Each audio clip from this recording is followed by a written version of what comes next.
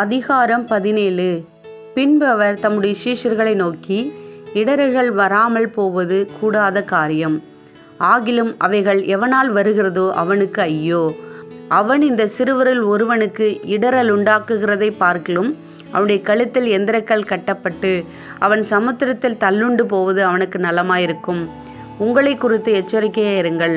உன் சகோதரன் உனக்கு விரோதமாய் குற்றம் செய்தால் அவனை கடிந்து கொள். அவன் மனஸ்தாபப்பட்டால் அவனுக்கு மன்னிப்பாயாக. அவன் ஒரு நாளில் 7 தரம் உனக்கு விரோதமாய் குற்றம் செய்து 7 தரமும் உன்னிடத்தில் வந்து நான் மனஸ்தாபப்படுகிறேன் என்று சொன்னால் அவனுக்கு மன்னிப்பாயாக என்றார். அப்பொழுது அப்போஸ்தலர் கர்த்தரை நோக்கி, எங்கள் விசுவாசத்தை வர்த்திக்க பண்ண வேண்டும் என்றார்கள். அதற்கு கர்த்தர், கடுகு விதையளவு விசுவாசம் உங்களுக்கு உண்டாயிருந்தால் நீங்கள் இந்த காட்டத்து மரத்தை நோக்கி, நீ வேரோடே பிடுங்குண்டு கடலிலே நடப்படுவாயாக என்று சொல்ல அது உங்களுக்கு கீழ்ப்படியும். உங்களில் ஒருவனுடைய ஊழியக்காரன் உழுது அல்லது மந்தை மேய்த்து வயலிலிருந்து வரும்போது எஜமான் அவனை நோக்கி, நீ முன்பு போய் சாப்பிட்டு வா என்று அவனுக்கு சொல்வானோ? நீ எனக்கு சாப்பாடு ஆயத்தம் பண்ணி அறை கட்டிக்கொண்டு நான் போஜன பானம் பண்ணும் அளவும் எனக்கு ஊழியம் செய், அதற்கு பின்பு நீ புசித்து குடிக்கலாம் என்று அவனுக்கு சொல்லுவான் அல்லவா? தான் கட்டளையிட்டவைகளை அந்த வேலைக்காரன் செய்கிறதற்காக அவனுக்கு உபச்சாரம் செய்வானோ? அப்படி செய்ய மாட்டானே. அப்படியே நீங்களும் உங்களுக்கு கட்டளையிடப்பட்ட யாவற்றையும் செய்த பின்பு, நாங்கள் அப்பிரயோஜனமான ஊழியக்காரர், செய்ய வேண்டிய கடமையை மாத்திரம் செய்தோம் என்று சொல்லுங்கள் என்றார்.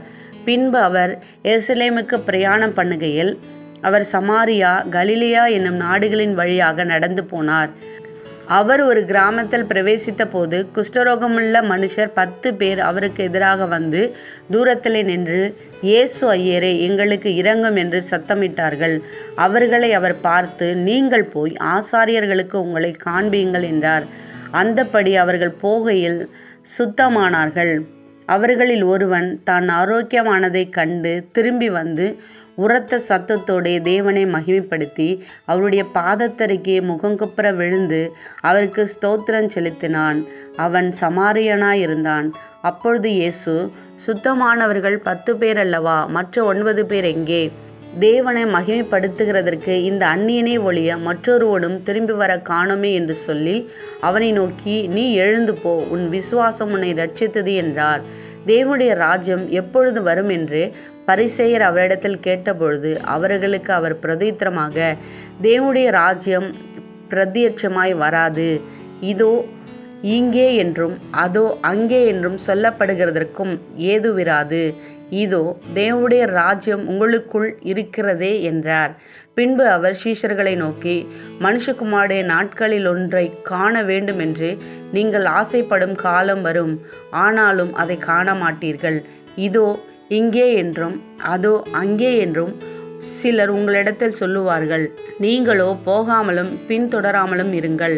மின்னல் வானத்தின் ஒரு திசையிலிருந்து தோன்றி மறு திசை வரைக்கும் பிரகாசிக்கிறது போல மனுஷகுமாரனும் தம்முடைய நாளிலே தோன்றுவார்.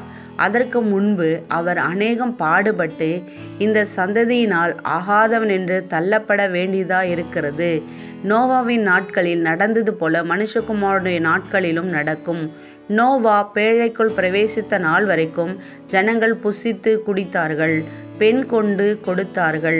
ஜலப்பிரளயம் வந்து எல்லாரையும் அழித்து போட்டது. லோத்துடைய நாட்களில் நடந்தது போலவும் நடக்கும். ஜனங்கள் புசித்தார்கள், குடித்தார்கள், கொண்டார்கள், விற்றார்கள், நட்டார்கள், கட்டினார்கள்.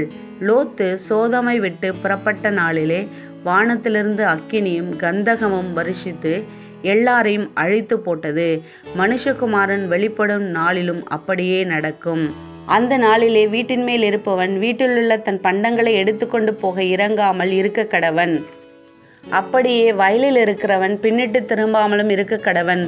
லோத்தின் மனைவியை நினைத்து கொள்ளுங்கள். தன் ஜீவனை ரட்சிக்க வகை தேடுகிறவன் அதை இழந்து போவான், இழந்து போகிறவன் அதை உயிர்ப்பித்து கொள்ளுவான். அந்த ராத்திரியில் ஒரே படுக்கையில் படுத்திருக்கிற 2 பேரில் ஒருவன் ஏற்றுக்கொள்ளப்படுவான், மற்றவன் கைவிடப்படுவான். திரிகை திரிக்கிற 2 ஸ்திரீகளில் ஒருத்தி ஏற்றுக்கொள்ளப்படுவாள், மற்றவள் கைவிடப்படுவாள். வயலில் இருக்கிற 2 பேரில் ஒருவன் ஏற்றுக்கொள்ளப்படுவான், மற்றவன் கைவிடப்படுவான் என்று உங்களுக்கு சொல்லுகிறேன் என்றார். அவர்கள் அவருக்கு பிரதியுத்தரமாக, எங்கே ஆண்டவரே என்றார்கள். அதற்கு அவர், பிணம் எங்கேயோ அங்கே கழுகுகள் வந்து கூடும் என்றார்.